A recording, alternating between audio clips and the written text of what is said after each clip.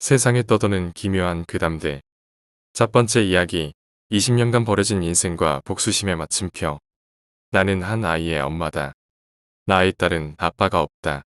아니, 정확히 말해서 그는 나를 버렸다. 나의 딸은 그이와 나의 하룻밤 불장난으로 만들어진 결과였다. 내가 임신을 하게 된 것을 알게 된 날, 나는 나의 불러오는 배를 보며 그이에게 말하였다. 배가 불러오고 있어. 그러자 그이는 나를 보며 평소 태우지도 않던 담배 한 개비를 꺼내 어설프게 불을 붙이더니 깊게 한 모금 삼키고는 담배 연기를 꺼질 듯한 한숨과 함께 내뱉으며 아무 말 없이 어둠 속으로 사라졌다. 나는 그 모습에 그이도 얼마나 심란할까라고 생각하며 며칠간 그이를 찾지 않았다. 그리고 그것은 잘못된 선택이었다. 며칠 만에 찾아간 그이의 집안에는 벌써 다른 사람이 들어와 이주하고 있었고 그이의 전화번호는 바뀐 게 아닌 아예 사라졌으며 그이를 아는 사람들은 그가 밤중에 어딘가로 떠나는 것만 보았다고만 하였다. 그랬다. 모든 것은 이 뱃속에 자라고 있는 조그마한 생명 때문에 일어난 일이다. 나는 천천히 불러오는 배를 매일매일 매만졌다. 이 뱃속에 아이에 대한 모정이란 것은 그이와 잠깐 함께 있을 때 느꼈을 뿐 더 이상 그러한 감정은 남아있지 않았다. 다만 얼른 하루빨리 내 몸속에서 나와 그리고 자라 그이와 닮게 되었을 때, 가장 많이 그이와 닮게 되었을 때, 그 잘난 얼굴을 찢어 발겨버리고 싶었을 뿐이다. 그러니 부디 건강히 자라라. 그러니 부디 쑥쑥 자라라. 내 뱃속에서 내 살과 피를 줄 테니 쑥쑥 자라 건강히 태어나라.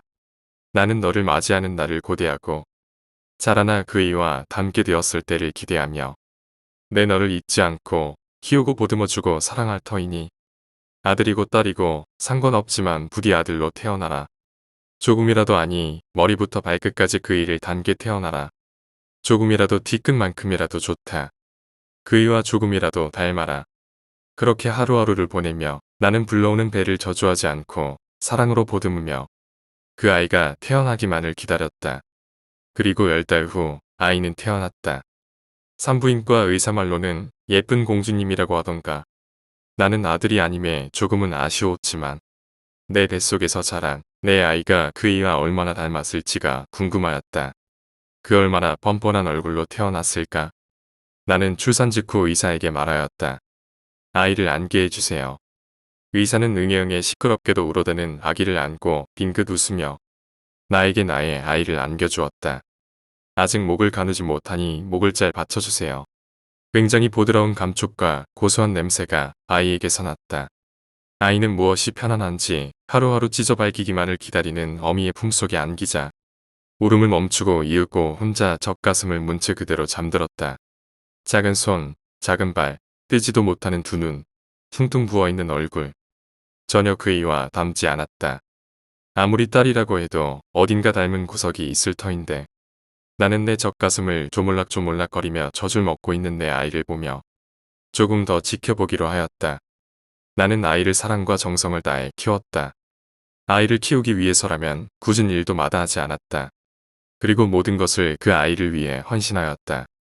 처음에는 전내나는 아이를 안고 이리저리 부동산을 다니며 집을 찾아다닐 때 사람들이 딱한 눈으로 쳐다보며 눈치 없는 중개인이 그이에 대해서 물었을 때는 가슴에 누군가 손을 집어넣고 해 짚는 느낌이 났지만 내 품에서 새근새근 잠든 곳 그이와 똑같이 자랄 그 아이를 지켜보며 견딜 수 있었다. 그러기에 나는 그이에 대해 묻는 사람들에게 당당히 말하였다. 이 아이의 아버지는 나를 버리고 도망갔다. 그래서 나 혼자 키우게 되었더라고. 나는 강해져야만 하였다. 이 아이를 건강히 그리고 당당히 키우기 위해서는 더 이상 약해서는 안 된다고 생각하였다. 왜냐하면 나의 아이고 나는 그 아이의 엄마이기 때문이다. 그이가 나를 사랑한 것처럼 나도 그 아이를 사랑하였다. 그리고 그이가 나를 사랑하다 내버린 것처럼 나 또한 내 있는 모든 힘을 다해 그 아이를 사랑하고 보듬다가 어느 날 그이를 닮게 되었을 때 그 두 눈알부터 후벼 파버려 그이와 닮은 똑같은 절망을 맛보게 해줄 것이다. 사랑하고 믿은 자로부터 배신당하는 느낌과 비명과 절규를 내 귀로 들을 것이다. 그런 강함 때문이었을까. 어느 부동산 중개인이 그러한 딱한 사정이 안타까웠는지 내게 무척이나 싼 집을 알아봐 주었다. 집도 크고 나무랄 데 없지만 전에 살던 부부가 음독하여 죽었다던가라고 했다. 하지만 알바 아니다. 이 정도 집이라면 충분히 아이를 잘 키울 수 있겠지. 그런데 이상하다. 그 아이는 그 일을 담지 않았다. 1년이 지나고 2년이 지나고 3년이 지나고 4년이 지나면서 갓난쟁이였던 아이는 자라 두 발로 걷고 말도 하였지만 그 아이는 그 일을 담지 않았다. 오히려 누군가 많이 본 듯한 누군가를 닮은 것 같았다. 아직은 어리니 그렇다고 생각하였다. 그이는 참 남성적이고 굵직한 이목구비가 매력적이었으니까. 그러니 좀 더 지켜보는 것이 좋을 것 같다. 오늘은 저녁은 내 딸이 좋아하는 오므라이스가 좋겠다. 아이를 키운 지 5년째. 오늘 내 딸의 뺨을 때렸다. 왜냐하면 내 딸이 나를 엄마라고 불렀기 때문이다. 엄마라고 부르는 순간 나는 머리에 피가 거꾸로 솟는 느낌이 났다. 저 사랑스럽지만 혐오스러운 작은 내 딸이 그이의 모조품이 나를 엄마라 친근히 부르는 것에 분노한 것 같았다. 나는 내가 알아차리지도 못할 정도로 그 엄마라는 단어를 듣자마자 내 딸을 뺨을 때렸다. 그 작고 작은 아이는 내게 뺨을 맞고 자리에 주저앉아 엉엉 울기 시작하였다. 그 모습이 얼마나 작고 귀엽던지. 나는 순간 그 모습을 보고는 정신을 차렸다. 아, 내가 지금 무슨 짓을 한 거지? 아직 5살밖에 되지 않은 아이에게 무슨 짓을 한 거지? 나는 그런 생각을 하며 바닥에 앉아 엉엉 울고 있는 아이에게 다가가 안아주며 그리고 눈물을 흘리며 말하였다. 유정아 유정아 내가 잘못했어요. 아이는 그 말을 듣자 더 크게 울며 내 가슴속으로 들어왔다. 내가 잘못하였지만 그 얼마나 사랑스럽던지 눈에 넣어도 모를 지경이었다. 내 어찌 이런 작고 가녀린 아이를 내 손으로 때렸는지. 그리고 내 딸은 그 작은 손으로 나를 껴안으며 울며 말하였다. 엄마 엄마. 나는 그 아이의 울먹이는 소리에 마음이 약해졌는지 아이를 안아 올리고 두 눈을 마주친 다음 최대한 따뜻하고 애정을 담아 아이의 귓속에 대고 속삭였다. 유정아, 엄마라고 부르지 말랬지. 아이의 귀여운 모습에 정말 마음이 약해진 것 같다. 좀 더 소중히 그리고 정성스럽게 사랑하며 키워야겠다. 내 딸이 유치원에 간 사이 편지가 한 통 책상 위에 올려져 있었다. 내용은 다음과 같았다. 딸을 데리고 있다. 1,000,000원을 준비해라. 그렇지 않으면 딸의 손가락을 잘라버릴 것이다. 나는 편지를 읽고 또 읽었다. 그리고 읽고 또 읽고 또 읽었다. 그러나 편지의 내용은 바뀌지 않았다. 손가락을 잘라버린다고 한다. 1,000,000원을 준비하지 않으면 내 사랑스럽다 못해. 눈에 넣어도 아프지 않을 아이의 손가락을 잘라버린다고 하였다. 하늘이 무너지는 느낌이었다. 눈에서 눈물이 났고 손은 부들부들 떨려온다. 내 뱃속에서 나 홀로 병원에 간 아은. 그리고 세상의 차별적인 시선 앞에서도 당당히 가슴 펴고 이를 아득바득 물어가며 키운 내 딸이 유괴당하였다. 그리고 그 작고 고사리 같은 손 그 손가락을 잘라버린다는 내용이었다. 나는 참을 수가 없었다. 나는 그 편지를 보자마자 터져나오는 눈물을 참을 수 없었다. 편지지를 국에 찢어지는지도 모른 채 나는 그 편지를 보며 육성으로 목소리는 토해내며 울었다. 내 딸이 납치되었다. 애지중지 키운 내 딸이 납치되었다. 내가 사랑하다 못해 목숨을 바쳐 키워온 내 일생의 하나뿐인 내 딸이 그리고 내 손으로 손가락 하나하나 마디를 잘라주려고 했던 내 딸이 유괴되어 다른 이의 손에 의해 손가락이 잘린다는 게 용서가 되지 않았다. 드디어 내 딸의 얼굴에서 조금이나마 그이의 얼굴을 찾을 수 있었는데 시큼한 레몬즙을 좋아하던 그이처럼 시큼한 레몬즙을 좋아하기 시작한 내 딸이 누군가 가르쳐주지 않았는데 잠버릇마저 그이와 똑같은 내 딸이 내가 손톱 하나 손가락 마디 하나 잘근잘근 씹어 삼키려 했던 내 딸이 유괴되어 다른 이에게 잡혀갔다. 내가 나만이 해야 할 일을 하겠다고 엄포를 놓고 있다. 분노와 절망이 나를 엄습하였지만 나는 다시금 복수심과 아이에 대한 사랑이 복잡 미묘하게 뒤엉킨 기분이 들면서 냉정을 되찾았다. 나에게는 유정이를 찾을 1,000,000원의 돈도 없었다. 그렇다고 경찰에 신고하였다간 내 딸의 손가락이 아마 남아나질 않을 것이다. 나는 즉시 그 편지에 대한 답장을 쓰기 시작하였다. 안녕하세요. 저는 29살 남자입니다. 유정이와는 아무 상관없는 남자이고요. 또한 1,000,000원이라는 큰 돈도 없습니다. 사기치지 마세요.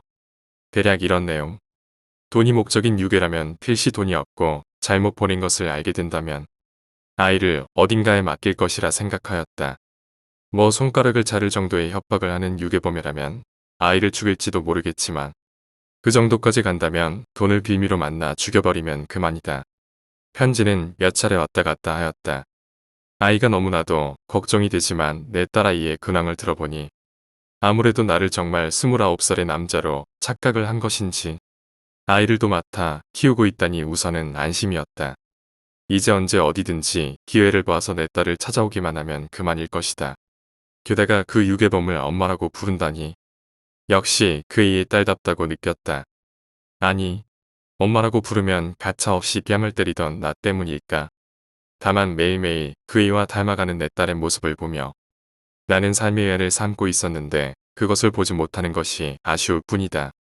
아무튼 그 아이를 다시 만나면 조금 더 사랑을 담아 죽일 수 있을 것 같다. 그런 생각 때문인지 나는 곧 돌아올 아이를 위해 아이가 입던 따뜻한 겨울옷을 장롱에서 꺼내어 손질하였고 평소 좋아하던 오므라이스를 만들 참거리를 좀 사왔다. 아, 옷은 아이가 커버려서 입지 못하려나? 그리고 언제 마지막으로 썼는지 모를 다 망가져버린 삽을 버리고 새로운 삽을 구입하였다. 언제든지 유정이가 돌아와 그 일을 닮게 되면 묻어버릴 수 있도록 말이다. 유정이가 유괴된 지 13년의 시간이 지났다. 유괴범과 편지는 몇 번을 주고받았고 간간히 유정이가 초등학교에 들어갔다든지 구구단을 19단까지 외운다든지 같은 이야기를 간간히 듣긴 하였지만 그 유괴범은 유정을 친딸처럼 키우는지 더 이상 돈이나 경찰 같은 이야기는 하지 않고 그저 어디에서 볼 수 있는 엄마처럼 매 편지마다 딸자랑이 한가득이었다. 나는 그 모습을 보면서 왠지 모르게 배알이 꼬이고 지금이라도 그 사람에게 내가 유정이 엄마다라고 말하고 아이를 데려오고 싶었지만 지금 와서 그 이야기를 한다면 필시 그 유괴범은 유정이의 손가락을 난도질해버릴 것 같았다. 하지만 나는 걱정하지 않는다. 왜냐하면 지난 13년간 유정의 얼굴을 보지 못하였더라도 언젠가 유정이를 만나 그이와 똑 닮은 얼굴을 본다면 눈물을 흘리며 다가가 유정이를 꼭 끌어안으며 유정아, 유정아, 어디 갔던 거니? 엄마가 한참을 찾았잖아라며 상투적 말을 던진 뒤 내 딸도 함께 울기 시작할 때 그 얼굴을 망치로 내려찍는다면 분명 내가 그이로부터 느낀 배신감을 충분히 맛보일 수 있을 것이라고 말이다. 그리고 오늘 다시 그 유괴범으로부터 편지가 왔다. 아니, 오늘은 근 13년 만에 처음으로 내 딸 유정이로부터 온 편지였다. 내용은 뭐 엄마를 숨겨줘서 고맙고 감사하며 아저씨 덕에 대학에 들어간다라는 내용이었다. 시시하다 못해 시시한 이야기. 유정이는 잊지도 않은 어떤 남자에게 감사의 편지를 쓴 것이고 나는 그 멍청함도 역시 그 일을 닮은 것에 대해 통쾌함을 느꼈다. 언젠가 내 딸을 만나면 정말 기쁨에 몸부림쳐 부족할 것이다. 언젠가 내 딸을 만나면 정말 감동에 온몸이 전율할 것이다. 그리고 가장 극적이고 가장 드라마틱하게 내 20년간 벌어진 인생과 복수심의 마침표를 찍을 수 있으리라. A씨는 방 안에서 누군가가 A씨에게 쓴 편지를 보며 해실해실 웃고 있었다. 분명 웃고 있었지만 기쁜 것인지 슬픈 것이지 고통스러운 것인지 절망스러운 것인지 아님 우는 것인지 모를 이상하고 기분 나쁜 웃음이었다. 그리곤 A씨는 조용히 그 편지를 다시 접어 자신의 주머니에 넣었다. 그때였다. 문 밖에서 누군가 A씨를 부르는 소리가 났다. 엄마. 그리곤 A씨가 있던 방의 문이 열렸다. 열린 문에서는 이제 막 20살이 된 듯한 풋풋한 한 여대생처럼 보이는 여자아이가 서 있었다.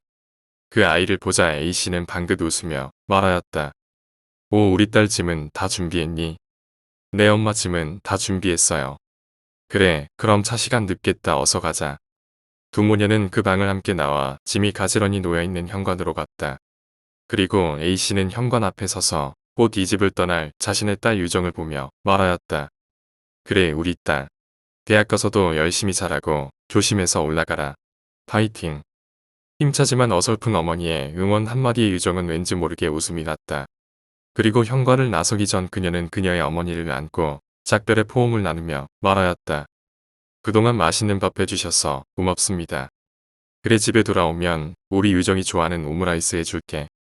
왠지 모르게 두 모녀의 눈에는 조금의 눈물이 맺혀 있는 것 같았다. 유정은 그렇게 작별을 포옹을 끝내고 현관에 놓인 짐을 메고서는 마지막으로 다녀오겠습니다라는 말을 남기고는 집을 떠났다. A씨는 그런 자신의 딸의 모습을 보며 생각하였다. 나의 딸, 나의 사랑스러운 나의 딸 유정아. 날 닮아 정말 다행이구나. 그리고 사랑한단다. 그리고 A씨는 유정이 떠나버린 텅 빈 집안을 보며 잠시 딸의 부재에 대한 공허감을 느끼다가 우리 딸도 대학에 다 가고 다 컸네라며 혼잣말을 하며 방으로 들어가 유정에게 편지를 쓰기 시작하였다. 안녕 유정아, 아저씨란다. 이번에 대학에 들어가게 되었다며. 그것 참 축하할 일이구나. 편지. 대충 감은 오셨으리라 믿습니다. 그래도 굳이 제 소개를 올립니다. 유정이를 데리고 있는 사람입니다. 이미 늦었을지 모르겠습니다. 경찰에는 연락하지 말 것 당부드립니다. 다음 주까지 1,000만 원 현금으로 준비해 주셨으면 합니다. 금요일 파고다 공원에서 기다리시면 찾아뵙겠습니다. 제가 나타난다면 거래하는 것으로, 나타나지 않는다면 무언가 알아차린 것으로 인지해 주셨으면 합니다. 돈이 준비되지 않거나 불미스러운 행동을 하신다면 다음에는 유정이 손가락을 붙여드릴 예정입니다. 유정이 예쁜 손가락 몇 개를 보내야 저의 진지한 마음을 알아주실지 아직 고민 중에 있습니다. 불상사가 없다면 서로에게 더 좋은 것이겠지요. 그러길 바라봅니다. 2번이나 말씀 올립니다. 경찰에는 연락 삼가 바랍니다. 편지 잘 읽었습니다. 정말 당황스럽고 송구스럽습니다. 죄송합니다만 유정이가 누구인가요? 혹여 제가 유정이의 부모라거나 그의 준하는 누군가라고 생각 중이시라면 이 편지를 통하여 오해가 풀리시길 바랍니다. 저는 29세의 독신 남성으로 여자친구조차 없습니다. 제가 살고 있는 곳이 독신들을 위한 대학가 원룸이라는 사실은 알고 계시는 건지요? 혹여 동수나 또는 호수를 틀리게 편지를 보내신 건 아닐까 심려가 큽니다. 사전조사는 면밀히 하셨는지요? 면밀하셨기를. 그리고 이번 편지가 그저 실수였기를 바랍니다. 제가 상관할 바는 아닐지 모르지만 유정이 손가락이 헛되이 잘리는 일은 없었으면 하니까요.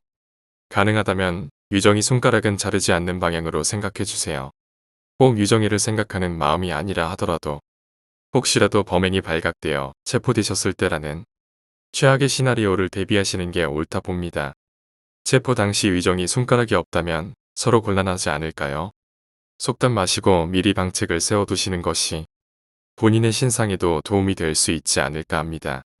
아마추어 주제에 쓸데없는 사견 죄송합니다. 접니다. 시침이 떼시는 건 곤란합니다. 사전조사는 충분했습니다. 저는 그렇게 허접한 사람이 아닙니다. 유정이가 스스로 집 주소를 외우고 읊은 건 아시는지요? 제가 확인한 주소와 유정이가 읊은 주소가 같습니다. 벌써 3주가 넘어가는 시점에 이렇게 생떼를 부리신다니 진심으로 믿어지지가 않고 너무나 속이 상합니다. 이대로 가다가는 이성을 잃을 것만 같습니다. 유정이를 생각하는 마음이 부족한 것 아니신지요? 잘 생각해 보시기 바랍니다. 요즘 유괴치고 1,000만 원이면 괜찮은 가격입니다. 손해보는 건 아니라 봅니다. 유정이를 생각해 주십시오. 다시 한번 말씀 올립니다. 도대체 유정이가 누구입니까? 제가 이 방으로 이사 온 것이 대충 3주 정도가 된다는 사실은 알고 계신지요? 저 이전에 부부가 살았는지, 유정이가 살았는지는 모르겠습니다만 계속 일이 귀찮게 여기신다면 저는 경찰을 부르는 수밖에는 없다는 점 밝힙니다. 신종사기 수법인지 뭔지 아무튼 이제 멈춰주세요. 저는 1,000만 원이라는 큰돈 엄두조차 안 납니다. 접니다. 염치불고하고 댁에 잠시 들렸습니다. 죄송하다는 말씀 먼저 올립니다. 유정이 부모님께서 이사를 하셨으리라 감히 상상도 못하였기에 경황이 없었습니다. 자기 따님을 잃어버리고 어찌 이리도 훌쩍 떠나실 수가 있는지 말세란 말을 통감하는 하루가 되었습니다. 그런 파렴치한 부모가 세상에 또 있을런지요. 뜬금없으시겠지만 부탁 한 말씀 올립니다. 혹시 유정이 부모님 이사 가신 곳, 부동산 같은 곳을 통해 좀 여쭤주실 순 없으실까요? 제가 스스로 유정이 부모님을 찾아 나서기엔 나 잡아가세요 하는 꼴인 듯하여 선뜻 발이 떨어지지 않습니다. 생각보다 유정이에게 드리는 돈이 상당해서 곤란한 처지에 놓였습니다. 본업이 잘 풀리지 않아 아이를 키울 여력이 안 됩니다. 선처를 바랍니다. 선처라니 당치도 아니합니다. 유정이를 생각하는 마음에서라면 저 또한 부모님을 찾는 일을 돕고 싶은 마음이 굴뚝 같습니다. 하지만 한편으로 유괴범을 돕는 꼴이 되는 것 같아 이런 개 같은 경우가 또 있을까 하는 마음이 있는 것도 사실입니다. 머리가 어떻게 되신 건 아니신지요? 스스로 제정신인지 거울 앞에 서서 여쭤보시면 어떠신가요? 앞으로 그런 곤란한 부탁은 삼가 바랍니다. 유정이 생활비 때문에 곤란을 겪고 계신다면 유정이를 경찰서 같은 곳에 맡기는 것도 하나의 방법이 되지 않을까 합니다. 생각보다 친절히 유정이를 맡아주시지 않을까요? PS, 차라리 체포되셨으면 더 좋을지도 모르겠습니다. 접니다. 경찰서에 유정이 맡긴다는 의견이 썩 괜찮은 것 같아 시도해보려 했습니다. 하지만 부끄럽게도 제가 전과가 있는 몸이기에 혹여 경찰 측에서 제게 간단한 조사라도 원하는 날이면 유괴범인 것이 탄로날 것이 너무도 자명합니다. 저는 며칠 유정이를 맡아준 죄로 교도소 신세를 지는 것은 원치 않습니다. 설상가상인지라 유정이가 너무도 영특하여 저희가 살고 있는 집의 주소를 외워버리고 말았습니다. 유정이만 경찰서에 버리고 도망치자니 유정이가 저희 집 주소를 홀라당 풀어버릴 것이 너무나 염려됩니다. 이러지도 저러지도 못하는 상황이 되어서 무척이나 마음을 졸이고 있습니다. 또 하나 큰일은 유정이가 올해 7살이라는 것입니다. 내년에는 초등학교에 입학을 시켜야 하는데 정말이지 걱정이 이만저만이 아닙니다. 주변에서 제게 이렇게 큰 딸이 있었냐 물어오기에 젊어서 아이를 낳고 이혼했다며 둘러댔습니다. 기분 탓인지 아주머니들 표정이 굉장히 못 믿어하는 느낌이 듭니다. 그리고 제가 잡혔으면 좋겠다는 말씀 큰 상처가 됩니다. 어찌나 서운한 마음이 들었는지 저 그날 밤 혼자 울었습니다. 너무합니다. 죄송합니다. 울리려는 의도에서 드린 말씀이 아니었습니다. 요즘같이 범죄자의 인권이 하늘처럼 높은 시대에 제 의식이 아직 90년대 중반에 머무르는 탓입니다. 아직도 가끔 정의가 살아있다고 믿어서 탈이지요. 시대착오적인 발상을 한 점 사과드립니다. 유정이는 잘 있는지요? 저번에 유정이 손가락을 자르시겠다는 말씀이 마음에 걸립니다. 밥은 잘 먹고 있을지 잘 모르는 아이지만 괜히 우려 생겨 말씀 올립니다. 혹시 생각이 있으시다면 전화로 해결해 보는 건 어떠실지요? 번호 남깁니다. 국번 없이 11212. 오랜만에 편지 올립니다. 아직은 아침 저녁으로 조금 쌀쌀합니다만 예산이며 언덕길에는 벌써 초록이 물들었습니다. 몸은 건강하신지요? 유정이는 잘 있습니다. 물론 손가락도 잘 붙어 있습니다. 유정이가 최근 들어 저를 엄마라 부르기 시작했습니다. 영특한 아이인지라 사리분별은 가능할 줄 알았습니다만 어찌된 영문인지 이모라고는 죽어도 부를 마음이 없나 봅니다. 제가 나름 음식에는 조예가 있어 밥은 잘 먹이고 있습니다. 아, 그리고 유정이가 초등학교에 입학했습니다. 벌써부터 받아쓰기 100점을 받아오고는 합니다. 9구단을 19단까지 외운다는 게 믿어지질 않고는 합니다. 유정이 말로는 요즘 아이들은 다 자기 정도는 한답니다만 제가 보기엔 다른 집 아이들에 비해 머리가 비상하다고 생각됩니다. 옆집 아이는 7살에 벌써 국영수 교습을 받고 있다는데 저희 유정이가 교육을 못 받아서 남들에게 뒤떨어지면 어쩌나 하는 걱정으로 시간을 보내는 요즘입니다. 그런 일은 없어야 하는데요. 교육비가 얼마나 들지 혹시 아시는 부분이 있으실까요?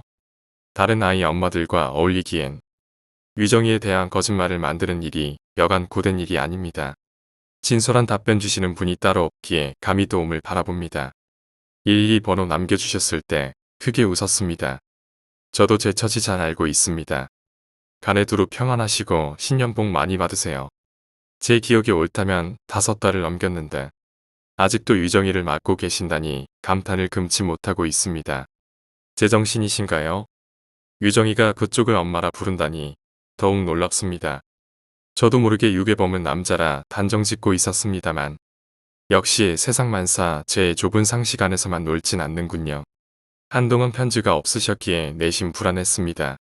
유정이가 벌써 세상에 없는 건 아닐지 솔직한 말씀을 올리자면 지금도 유정이가 살아있다는 증거랄 건 없다는 생각이 듭니다. 교육비가 걱정이란 말씀 너무도 뜬금없고 터무니 또한 없어 정신이 아득해질 지경입니다. 저를 안심시키기 위해서 이런 미치광이 같은 편지를 보내신 것인지요. 유정이 얼굴조차 모르는데 그 아이가 떠오를 때면 밤잠을 설치곤 합니다. 편지의 내용이 사실이기를 은근 기대하는 제가 있습니다. 유정이의 행복을 빌어봅니다. 접니다. 제가 거짓말을 하고 있다는 건가요? 믿음을 들이지 못할 수 있다는 점 충분히 이해는 합니다. 감이 좋으신 건지 머리의 회전이 빠르신 건지 예상을 잘 하시긴 하셨습니다. 사실은 작년 겨울 유정이를 가방에 넣고 강으로 간 일이 있었습니다. 유정이가 저희 집 주소만 외우지 않았어도 고아원에 버리는 방법도 있었는데요. 주소만 몰랐어도요. 혹은 제가 주소를 옮길 돈만 있었어도 한겨울을 얕본 탓이었는지 고생을 좀 했습니다. 생각한 것보다 강이 얼어붙는 두께가 상당했거든요. 두께도 두께지만 참 단단히도 얼어 있었습니다. 얼음을 깨고 부수고 정말 난이었습니다. 인생 처음 해보는 삽질이 만만치만은 아니하더군요. 삽이 얼음에 튕겨서 제 몸도 같이 밀리고 넘어지고 자칫 삽으로 유정이 들어있는 가방을 찌를 뻔도 했습니다. 무슨 생각이었는지 그건 좀 아플 것 같다라고 문득 떠올랐습니다. 가방을 좀 멀찌감치 옮길 생각으로 들어 올렸죠. 그때 유정이는 뭘 느꼈던 것이었을까요? 유정이가 뜬금없이 제게 그동안 맛있는 밥 해주셔서 고맙습니다. 그런 작별의 말을 했습니다. 초연이도 가방에 움직임 하나 없었어요. 저는 유정이를 강 밑으로 밀어넣을 수가 없었습니다. 얼음을 깨지 못했기에 그랬던 게 아닙니다. 글만으론 증거가 부족할까 싶었기에 용기를 내 유정이와 찍은 사진을 동봉합니다. 경찰에 신고는 않으시리라 믿습니다. 가능하다면 잡히고 싶지 않기도 하고 그리고 왠지 유정이를 부모에게 보내지 않는 것이 옳은 건 아닐까 하는 생각이 듭니다. 워낙 배운 게 없고 머리가 나쁜 저인지라 모라조리 있는 설명도 못하겠고 글조차 짧습니다. 이해를 바랍니다. 한동안 의문이었습니다.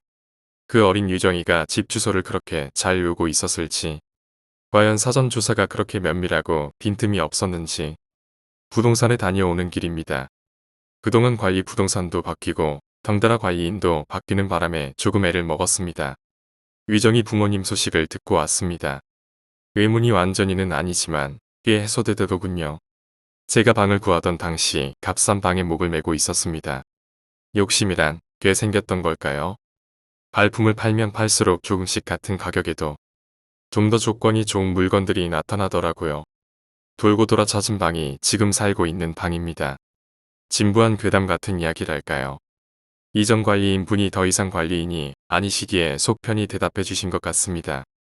제가 살기 직전에 살던 부부가 방에서 음독을 한 모양입니다. 사라진 유정이 부모님과 유괴 시기, 저의 이사 날이 교묘하게 비슷합니다. 제가 탐정은 아닌지라 정확하게 콕 집어 말씀은 드리지 못하겠습니다만 몇 주 정도의 시간차로 절묘하게 맞아떨어지지 않을까 대충 예상해 봅니다. 당시 월세가 몇 달은 밀려 있었던 것이 음독과 방이 빨리 빠진 것의 설명을 어느 정도 충족합니다. 퍼즐을 맞추고 싶은 마음이 아니라 더 깊게는 생각해보고 싶진 않습니다. 다만 마음에 걸리는 것은 유정이가 어떻게 살아남았는지, 살아서 유괴를 당하기까지 무슨 일이 있었는지 그 부분입니다. 유정이 할머니, 할아버지를 찾아보고 싶어졌었지만 제 능력이 닿지가 않습니다. 또 동시에 찾는 게 무의미하다는 생각도 있습니다. 한참을 밤잠 못 이루던 이유가 얼마 전 떠올랐습니다. 저는 참 비겁한 사람이었더군요. 제 딴에는 상식 있는 척, 윤리 있는 척 해가며 그쪽을 조롱하고 말장난처럼 경찰에 가라, 잡혀라 했습니다만 저는 치졸하게도 그리고 냉정하게도 사실은 정말 마음 깊숙이는 유정이가 어찌 되거나 말거나 상관이 없었던 모양입니다. 편지가 멈추고 조금씩 생각이 트였습니다. 어느 날 문득 유정이가 죽었다면? 이라는 질문이 떠올랐습니다. 그제야 비겁한 주제에 죄책감이 물밀듯 쏟아져 내리는 걸 느꼈습니다. 비록 유정이의 얼굴도 그쪽의 얼굴도 모르지만 이 사진을 믿는 것 말고는 제가 할 수 있는 게 없습니다. 저는 제 무능함을 톡톡히 깨달았습니다. 유정이가 본인을 엄마라 부르며 따른다니 저는 제가 무엇을 믿고 따라야 할지 의문입니다. 경찰에 사진을 전하고 유정이가 시설에 들어가는 것을 보는 것이 맞는지 아니면 그저 유정이와 유정이의 엄마 두 사람을 가만두는 것이 맞는지 유정이가 강 밑에 들어가지 않아 다행입니다. 사진이 사실이라 믿으며 저 같은 비겁자를 믿어주신 분께 저 또한 그에 부응하고자 합니다. 지금까지 받은 편지를 모두 돌려보냅니다. 제게는 더 이상 증거라고 할 만한 것은 아무것도 없으니 유정이와 유정이의 엄마 모두 마음 불편한 날 없으셨으면 합니다. PS 미인이십니다. 저를 기억하실지 모르겠습니다. 안녕하세요. 저는 신유정이라고 합니다. 올해에는 대학에 입학합니다. 다음 주면 대학 기숙사에 들어갈 예정이기에 지금은 방 정리에 몰두하던 중입니다. 두 분께서 이런 편지를 주고받으셨군요. 저는 엄마 이외에 사람이 저의 정체를 아시는 분이 계신 줄은 꿈에도 몰랐습니다. 엄마가 혹시나 다른 곳에 편지를 더 보관 중이 아니라면 아마도 아저씨는 엄마와 편지를 주고받으신 지 10년을 훌쩍 넘기셨네요. 저희 엄마를 못 본 채 해주셔서 감사하다 그런 말씀 전한다면 그건 너무나 비도덕적인 걸까요? 유괴범을 못 본 척한 일이 잘한 것인지 못한 것인지 제 입장에서 판단을 하기는 너무 얄궂은 질문인 것 같습니다. 사실은 엄마가 저를 가방에 넣었던 날을 아직도 기억하고 있답니다. 희한하게도 겨울옷을 단단히 입혀선 저를 가방에 들어가게 했어요. 지금 생각해 봐도 그렇습니다. 희한합니다. 굳이 겨울옷을 사서 입혔었으니까요. 그전까지는 제게 겨울 잠바 따위는 없었어요. 당연하죠. 원래였다면 제게 겨울이 올 예정은 없었을 테니까요. 엄마의 편지를 보니 기억이 더 뚜렷하게 살아납니다. 그동안 맛있는 밥 해주셔서 고맙습니다. 무슨 정신에 그런 말이 튀어나왔을까요? 솔직히 잘 모르겠습니다. 그래도 분명한 건 그날 제가 인사를 드렸어야 하는 건 엄마만이 아니었다는 겁니다.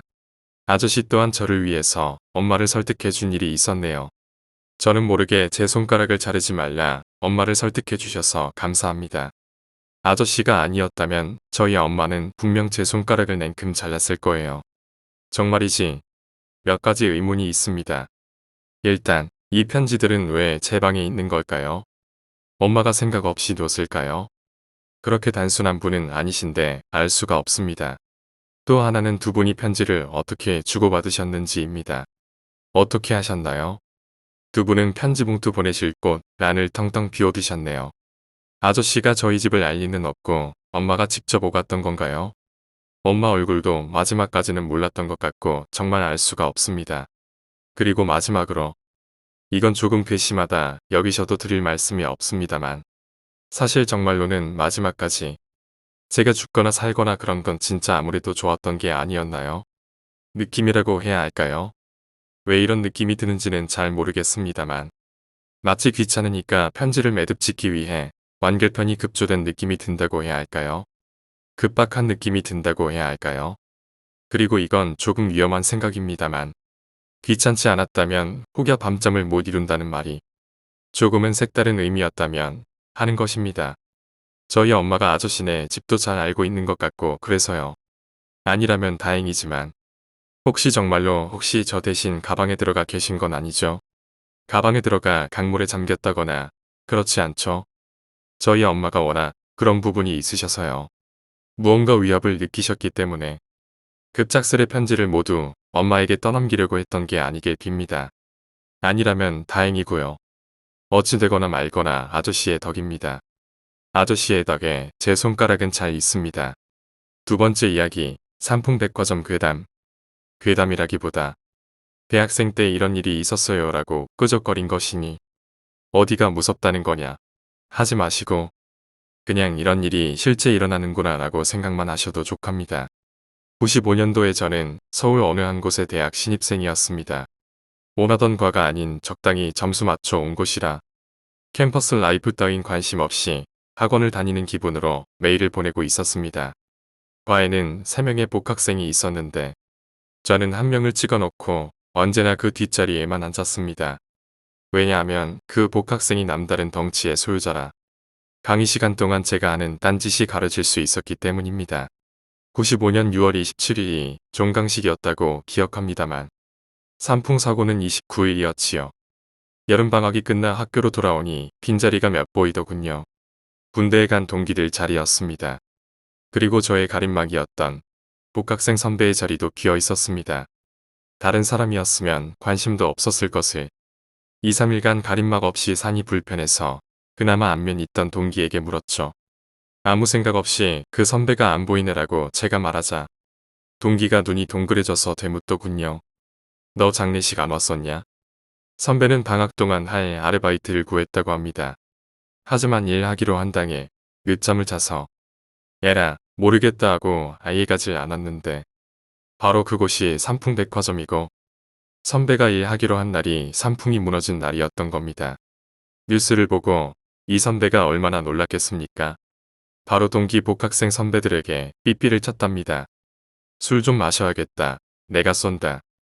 아마도 복학생 선배들은 이 새끼 늦잠 자서 다행이다. 술 사야 된다. 2번 사야 된다.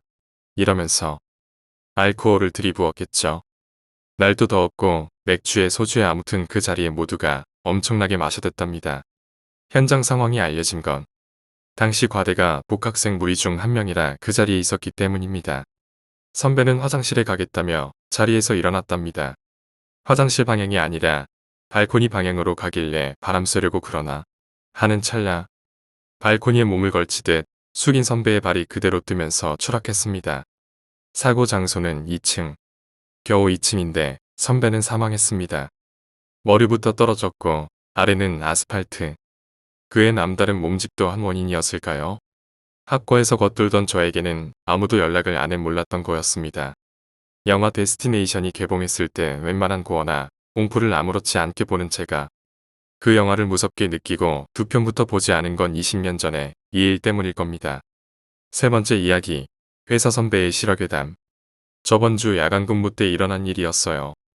선배 쉬는 시간이라 상황실에서 잠을 자고 저는 로비 근무를 하고 있었어요. 약 새벽 1시에서 4시까지 쉬는 건데 4시가 다 될 무렵 우당탕탕 소리가 나면서 선배가 상황실에서 뛰어나오더라고요. 저도 엄청 놀랐어요. 그리고 선배가 장난으로 아무개 씨 왜 안 깨웠어요? 아직 선배님 쉬는 시간 남아있고 좀 더 쉬시라고요. 꿈을 꿨는데 귀신 나온 꿈을 꿨단 말이에요. 꿈 내용은 이렇습니다. 보통 여러분들이 너무 피곤할 때 있잖아요. 눈이 자동으로 스르륵 갈 때, 잠을 안 자려고 딴 생각을 하며 버틸 때, 그 생각이 영상으로 바뀔 때, 그때가 잠드는 거거든요. 여하튼 그 선배님이 알람을 미리 30분 전에 맞추어 놨다고 해요. 그래서 알람을 끄고 비몽사몽하며 핸드폰을 놨는데 갑자기 정신이 맑아지더래요. 그리고 의자에 앉아 있으면서 전신 거울을 보며 어디 헝클어진 데가 없나 하며 보는 순간 거울에서 귀신이 손을 흔들며 선배님에게 안녕하면서 그 거울 속에서 안녕을 반복하며 이동했대요. 너무 무서울 때 소리도 못 나온다고 하잖아요. 그리고 그 전신 거울 옆이 상황실 문인데 무서워서 나오지도 못하고 상황실 구석으로 몸을 피하며 눈을 꼭 감았대요. 그러다가 용기를 내어 눈을 떠보니 자기가 자고 있던 모습이었대요. 그리고 바로 상황실을 뛰쳐나온 거고요.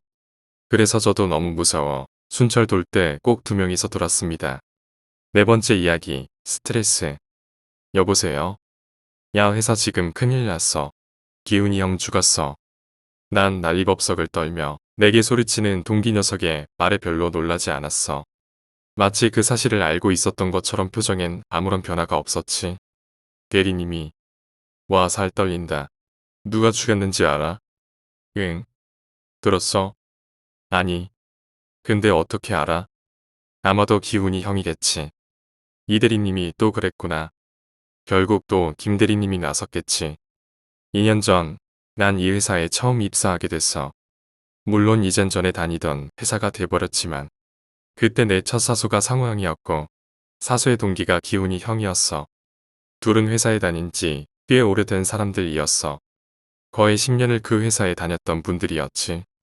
걱정과 달리 친절하고 착한 사수의 말과 태도에 난 조금씩 회사에 적응해 나갈 수 있었고 정말 속이 깊고 착한 형이라는 걸 깨닫기 시작했어.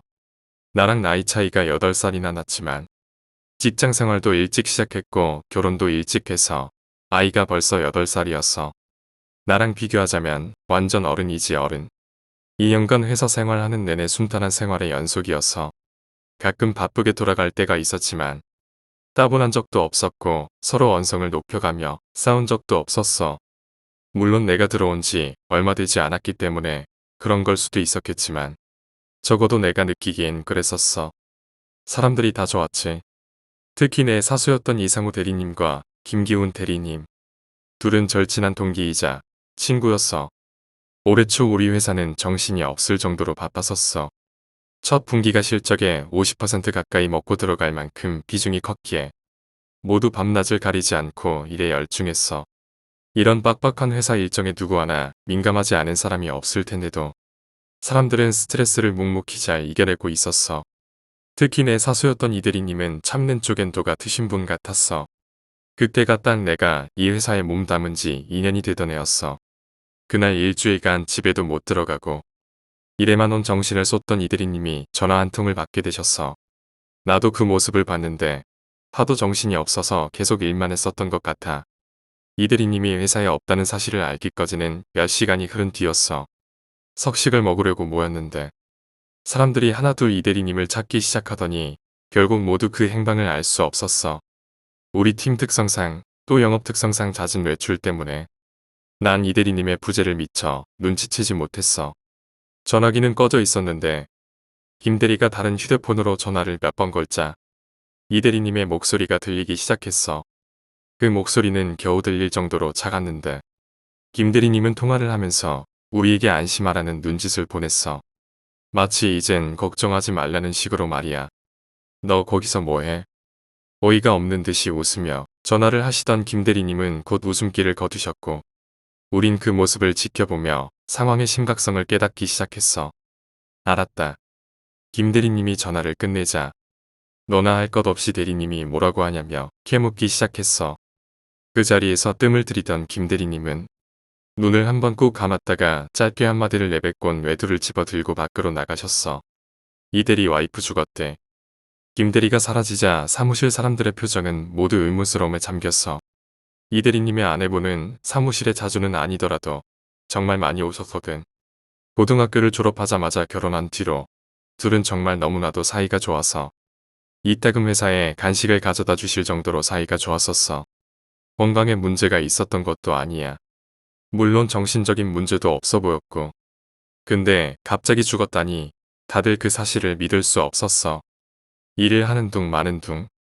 밤 9시까지 회사에 남아있던 사람들은 하나둘 퇴근하기 시작했어. 나 역시 자리를 털고 퇴근했어. 그리고 나와서 바람을 쐬고 있으니 어느샌가 동기 녀석이 와 있었어. 들었다. 이 대리님 와이프 죽었다며? 그래. 어떡하냐 대리님. 그러게. 근데 뭐 때문에 저렇게 되신 거래? 나도 잘 몰라. 내일 김 대리님 들어와 봐야 알겠지. 거기 병원이 어디래? 왜 가려고? 아니 그냥. 그 뒤로 대리님은 한 달 정도 회사에 나오지 않으셨어. 오랜 휴가는 회사의 오랜 일원이자 계곡 공신한테 주는 일종의 배려였어. 물론 그 사이에 장례식을 치렀는데 대리님을 뵙기가 정말 죄스러울 정도로 마음이 무거웠어. 장례식장에 들어가니 대리님이 안에 앉아 계셨어. 딸은 어디로 갔는지 그 모습을 볼 수 없었어. 난 대리님 혼자 앉아있는 모습에 약간 몸을 주춤했어. 고개를 돌려 영정사진이 올려져 있는 향에 눈을 돌렸어. 그리고 위로 보이는 영정사진은 한 개가 아닌 두 개라는 걸 확인하게 됐어. 미처 그 사실을 몰랐던 나는 당황스러움을 감추지 못했어. 반면에 대리님께선 고개를 들어 평소와 같은 표정으로 고맙다라는 말씀을 내게 건네셨어. 그 말이 왜 그렇게 안타깝고 가슴이 무너지는지 몇 번이고 울컥하는데 난 대리님을 위해 억지로 눈물을 참았어. 장례식장에 갔다 온 뒤로 어떤 일이 생기게 됐는지 알 수 있었어. 이 대리님의 아내분께선 오늘도 바쁠 이 대리님을 생각해서 일찍이 집에서 뭔가를 준비해 나온 모양이셨어. 학교 쪽에 미리 말을 해뒀었는지 딸아이와 함께 차를 타고 회사 쪽으로 가시던 형수님은 그만 마주 오던 차를 피하다가 6m 아래로 굴러 떨어지셨대. 회사로 오다 보면 정말 외진 곳이 몇 군데 있는데 불행히도 그곳이 그런 곳이라. 또 유일한 목격자인 역주행 운전자가 도망치는 바람에 차량을 발견하기까진 몇 시간이 흐른 뒤였대. 일찍이 병원에 갔으면 살 수 있었을 목숨을 형수님과 따님은 결국 그렇게 되고 만 거야. 한 달이 좀 안 됐을 거야. 대리님이 다시 회사에 출근하기까지는. 회사에 출근한 대리님의 얼굴은 좋지도 나쁘지도 않았었어.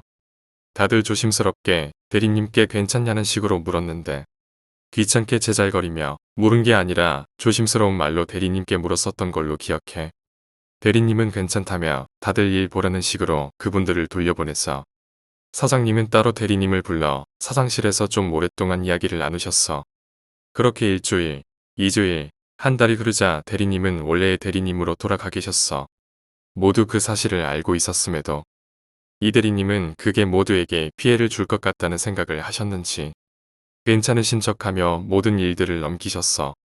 하지만 모두 알고 있었어. 대리님이 전혀 괜찮지 않으시단 걸 말이야. 평소에 즐겨하던 술도 마시지 않으셨고 말투도 약간 바뀌신 것 같아 보였었거든. 하지만 시간이 그렇게 흘러가 버리자 사람들은 점점 대리님을 평소와 다를 것 없이 대하기 시작했고 대리님 역시 점점 예전의 얼굴을 찾아가기 시작했어. 하지만 술만큼은 절대 마시지 않으셨어. 거기에 대해선 어느 누구도 우스갯소리라도 언급하지 않았었어. 어느 날 입사한 지 얼마 안 된 녀석이 대리님께 그만 말실수를 하고 말았어. 이 대리님, 오늘 회식 못 오십니까? 술 한잔 하셔야죠. 하하, 미안해. 나 오늘 약속이 있어서 말이지. 미안하다. 녀석도 뒤에 술 한잔해서 자신이 어떤 실수를 한지 알아챘지만 이미 늦고 말았어. 그런 살얼음판 같은 분위기 속에서도 대리님은 기분 나쁜 내색을 하지 않으시면서 그 사원을 배려해 대답을 남기셨어. 나중에 흡연장에 나오니 녀석이 깨지는 소리가 들리기 시작했어. 넌 왜 이렇게 말을 막 하냐? 조심해서 해 좀. 예, 죄송합니다. 그리고 제발 나가기 전에 스탠드 등은 좀 다 껐는지 확인 좀 하고 좀. 대리님 근데 진짜 스탠드 등은 다 껐는데요. 몇 번을 확인했는데. 근데 왜 자꾸 몇 개가 켜져 있냐고. 도둑이 들어와서 켜고 가나. 주의하겠습니다.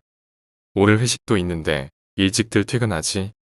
사무실에 들어오신 부장님은 이렇게 말씀을 남기셨어. 그 말에 대리님들과 신입사원부터 모두 자리를 정리하기 시작했어. 이 대리님 역시 자리를 털고 일어나셨어.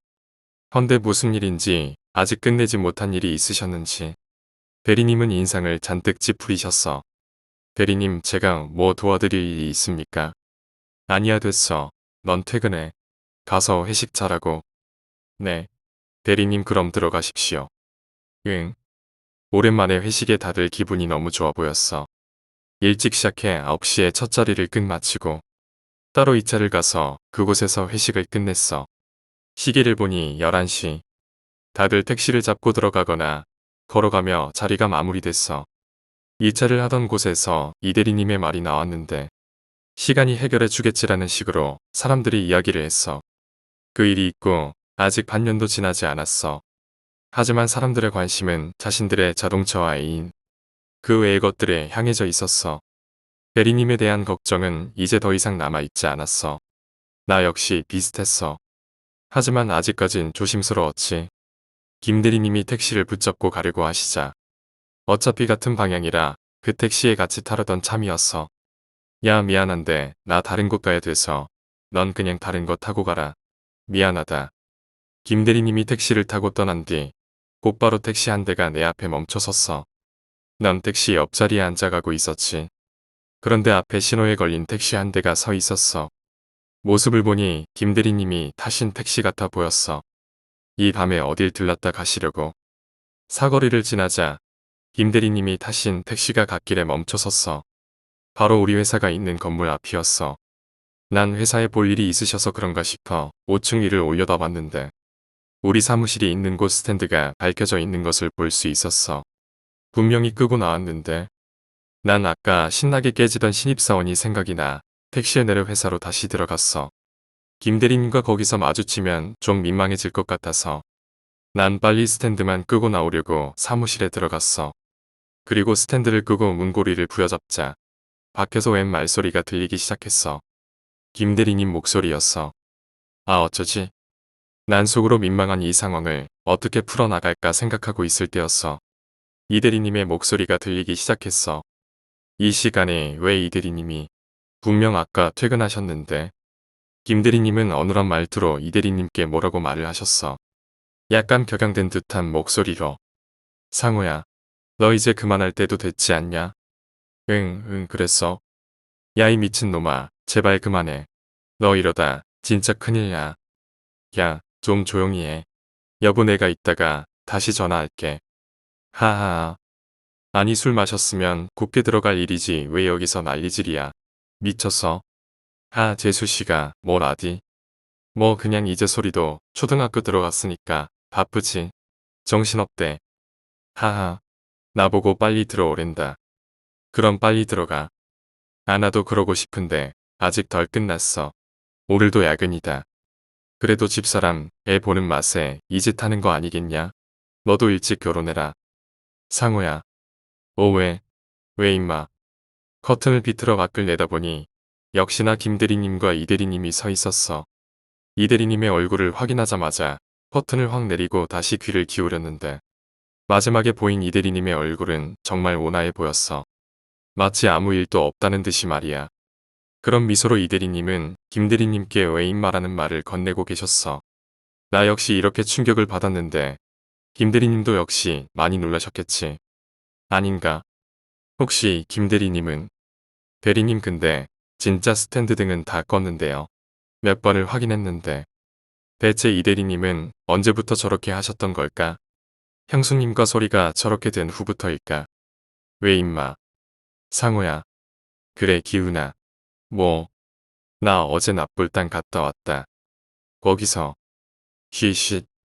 이 대리님은 눈을 동그랗게 뜬 채 자신의 입술에 손가락을 가져다 대시곤 김 대리님 앞에서 부들부들 떠셨어. 절박할 정도로 이 대리님은 필사적이셨어. 절대로 말해선 안 되는 건가 봐. 도저히 받아들일 수 없었던 건가 봐. 나 다시 전화해야 하니까 기훈이 넌 먼저 들어가라. 그리고 제발 술 좀 먹고 회사 들어오지 말고. 그 모습을 보며 김 대리님은 안타까운 표정을 짓고 계셨어. 너 뭐야? 난 갑자기 열린 문에 화들짝 놀라고 말았어. 동그랗게 눈을 뜬 채로 날 내려보는 이 대리님의 얼굴에 놀라. 난 대답을 제대로 할 수 없었어. 저기, 뭐를 아니. 회식, 불, 스탠드, 켜져 있어서 그만 끄려고. 예. 그런 내 모습에 이 대리님은 아까 퇴근할 때처럼 표정을 일그러뜨리셨어. 하여간 술 먹은 인간들은 절대 회사로 돌려보내면 안 된다니까. 기훈아. 갈 때 얘 데리고 나가라. 먼저 가라. 응 소라. 태연한 표정으로 전화를 귀에 댄 채로 대리님은 뒤를 보이며 의자에 털썩 앉으셨어. 난 너무 놀라고 겁이 나서 그 자리를 서둘러 빠져나왔어. 택시가 너무 오지 않았어. 난 초조한 마음에 가지고 있는 담배를 하나 둘 태워대기 시작했어. 그렇게 두 개를 마저 다 태웠을 때 건물에서 김 대리님이 내려오셨어. 난 어떻게 말을 꺼내야 할지 몰랐어. 어색한 기류가 흐르자 대리님이 말을 꺼내셨어. 봤지? 너도. 그 말에 난 대답을 할 수 없었어. 그러자 김 대리님은 피식 웃으면서 혼자 말을 이어나가셨어. 그때부터 지금까지 계속 저래. 낮에는 멀쩡한 녀석이 저녁부턴 저렇게 정신이 나가. 대리님은 주머니에서 담배를 하나 꺼내 입에 부시고 말씀을 계속하셨어. 행여나 이 대리한테 허튼 소린 하지 마라. 나도 처음에 말리다가 죽을 뻔했다. 이건 비밀이다. 알겠냐? 네. 그 뒤로 난 대리님을 예전처럼 대할 수 없었어. 그때는 몰랐는데 김 대리님의 말씀을 들은 후라 그런지 이 대리님의 행동 하나하나가 좀 이상하게 느껴지기 시작했어. 꼭 영혼이 없는 사람처럼 웃고 떠들고 행동하고 눈을 마주쳐도 이상할 게 하나 없었어. 난 마치 살아있는 인형의 누나를 보는 것만 같았어. 그렇게 내가 사직서를 낼 때도 대리님의 눈동자는 내 말귀에 응답하지 않았어. 그래. 다음에 밥 한번 먹자. 이게 내가 2년간 몸담은 회사에서 가장 친했던 선임자로부터 들은 마지막 대답이었어. 여보세요? 야 회사 지금 큰일 났어. 기훈이 형 죽었어. 난 난리법석을 떨며 내게 소리치는 동기 녀석의 말에 별로 놀라지 않았어. 결국 일어날 것이 일어났다랄까. 듣고 있어. 누구한테 들었냐고. 아니. 근데 어떻게 이 대리님이 김 대리님을 죽인 걸 알아? 그냥 느낌이 그래서. 넌 어때? 잘 지내냐? 뭐 그럭저럭. 알았다. 잠깐만. 왜? 자세하게 들을 수 있어? 뭘? 김 대리님. 나도 뭐 별로 아는 건 없어. 그냥 아는 것만이라도. 너 이상하다 괜찮냐? 응. 괜찮아. 그냥 아침에 주임님이 출근하시다가 바닥에서 끙끙대는 소리를 들으셨대. 그래서 불을 켰는데 땅바닥에 김 대리님이 누워 계시고 이 대리님이 그 위에서 목을 계속 조르고 계셨다는 거야. 깜짝 놀라서 소리를 질렀는데 뭐 누가 그러던데 이 대리님이 계속 중얼중얼거리셨다고 그랬대. 뭐라고 그랬더라? 아니라고. 아니야. 뭐 이런 말을 했다고 그렇게 들었어. 듣고 있어. 응. 들었어. 아마도 김 대리님은 끝까지 이 대리님을 끝까지 설득하셨었겠지. 하지만 이 대리님은 끝까지 그 사실을 받아들이지 못하셨나 봐. 문득 저녁에 밥상 앞에서 밥을 먹고 있노라면 이런 생각이 들어. 지금쯤 이 대리님은 어떤 생각을 하고 계실까? 설마 그때처럼 지금도 꺼진 휴대폰을 부여잡고 죽은 자신의 딸 이름을 부르실까? 그때처럼 죽은 아내와 대화하진 않으실까? 그렇게 자신이 죽인 김대리와 대화하고 계시진 않으실까?